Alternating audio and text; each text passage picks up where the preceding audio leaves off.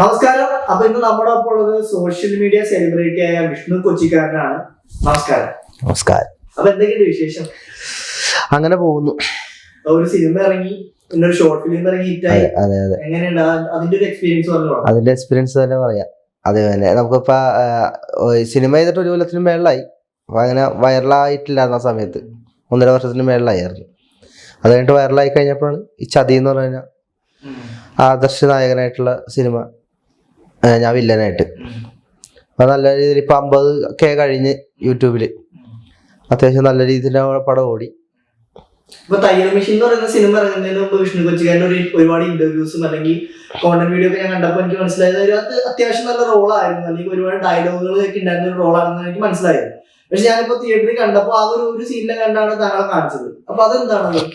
ആ ഒരു സീനിന് വേണ്ടിട്ട് എത്ര പേര് ഓടി നടക്കുന്നുണ്ട് ഒരു സീൻ അഭിനയിക്കാൻ. ഒരു ഡയലോഗുള്ള വേഷമുള്ളത്, അല്ലാണ്ട് സാധാരണ ഇപ്പൊ ഒരു 60-70 ജൂനിയർ ആർട്ടിസ്റ്റ് സിനിമയിൽ ജൂനിയർ ആർട്ടിസ്റ്റ് ആയിട്ട് പോകുമ്പോഴും ഡയലോഗ് ഇല്ലായിരുന്നു. ഇതെന്ന് വെച്ചാൽ ഡയലോഗ് ഉണ്ടല്ലോ, നമുക്ക് ഡയലോഗ് ഉണ്ടെന്നുള്ളത് കുറെ ഉണ്ടെന്നാണ്. വേറൊരു സീൻ കൂടെ ഉണ്ടായിരുന്നത്, അത് എന്തോ ടൈമിന്റെ എന്തോ പ്രശ്നം കൊണ്ടിട്ട് കട്ട് ചെയ്ത് കളഞ്ഞെന്നാണ് പുള്ളി പറഞ്ഞത്. കുറെ കാര്യങ്ങൾ അതിനകത്ത് കട്ട് ചെയ്തായിരുന്നു. ആ സിനിമയിൽ കുറച്ച് സീൻസ് ഒക്കെ കട്ട് ചെയ്ത് കളഞ്ഞായിരുന്നു. സോഷ്യൽ മീഡിയയിൽ വരുന്നതിന് മുമ്പ് ചെയ്തൊരു സിനിമയാണ്. അതെ അതെ അതെ. എങ്ങനെയാണ് ഈ പറയുന്ന സന്തോഷ് വർക്കി അല്ലെങ്കിൽ അലിൻ ജോസ് പെരേരയൊക്കെ പരിചയപ്പെട്ടത്? അലിൻ ജോസ് പെരേര ഞാനും കൂടി ജൂനിയർ ആർട്ടിസ്റ്റ് ആയിട്ട് ഒരുമിച്ച് വർക്ക് ചെയ്തതാണ്. RDXലാണ്. അതെ അതെ അതെ അതെ.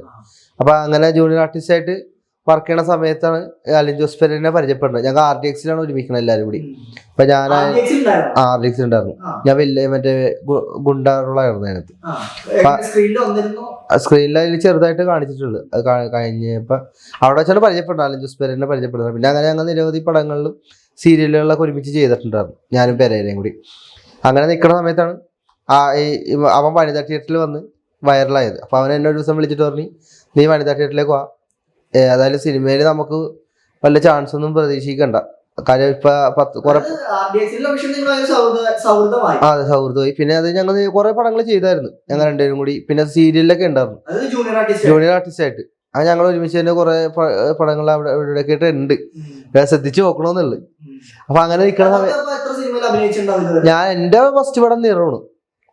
നിറം ചാക്കോച്ചന്റെ പടം, മിഴി അറിയാതെ എന്നുള്ള അതിനകത്തൊരു പാർട്ടി പരിപാടി ഉണ്ട്. പാർട്ടി ആയിട്ട് ആ സീൻസിൽ നമ്മള് അന്ന് 50 രൂപ കണ്ടോണ്ട് ശമ്പളം, അത് കൈയടിക്കാനായിട്ട് നിന്നേച്ച് കുട്ടികളെ എല്ലാവരും. ഒരു പാർട്ടിയുടെ ഒരു പാട്ടുണ്ടല്ലോ, ഒരു ചിക് ചിക് ചിറകിൽ എന്ന് പറഞ്ഞ ആ പാട്ടിന്റെ സീക്വൻസിൽ അതിനകത്ത് ജസ്റ്റ് അവിടെ നിൽക്കാനായിട്ട്.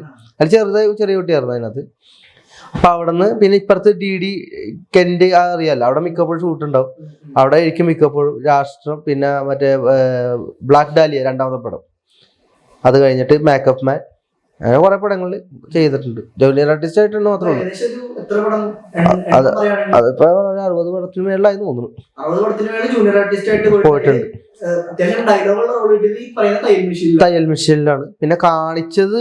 തിയേറ്ററിൽ കാണിച്ച് ഇപ്പൊ ഞാൻ വയറിലായിട്ടിരിക്കുന്ന സമയത്ത് കാണിച്ചത് ഒരു ഏകാചിത്രത്തിലാണെന്ന് തോന്നുന്നു, ഒന്ന് എടുത്ത് കാണിച്ചേക്കണം. പിന്നെ പുണ്യാളൻ സിനിമ, പിന്നെ സിനിമകളിൽ നസ്ലിന്റെ കൂടെ പ്രേമലിലാണ് ഫസ്റ്റ് കാണിക്കുന്നത്, ഫ്രെയിമിൽ ശരിക്കും കാണിക്കുന്നത്. അത് നസ്ലിം വന്ന് തന്നെ എന്നോട് പറഞ്ഞു, ചേട്ടാ എന്റെ അടുത്ത് തന്നെ ഇരിക്കും, നല്ല പുള്ളിയാണ് വന്ന് പറഞ്ഞത്, ചേട്ടാ ഇത് ഞാൻ ചോദിച്ചു പുള്ളിനോട് ചോദിച്ചു, ചേട്ടാ നമുക്ക് നല്ല ഫ്രെയിം ഉണ്ടാവും ചോദിച്ചു. ചേട്ടൻ ഇവിടെ തന്നെ ഇരിക്കുക അനങ്ങല്ലേട്ടാന്ന് പറഞ്ഞു. അങ്ങനെ പുള്ളി വന്ന് അടുത്ത് വന്ന് ഇരുന്നിട്ട് ആ കറക്റ്റ് ഫ്രെയിമായിട്ട് ഭാഗ്യത്തിന് ആ പ്രേമലൂര് കിട്ടിയത്.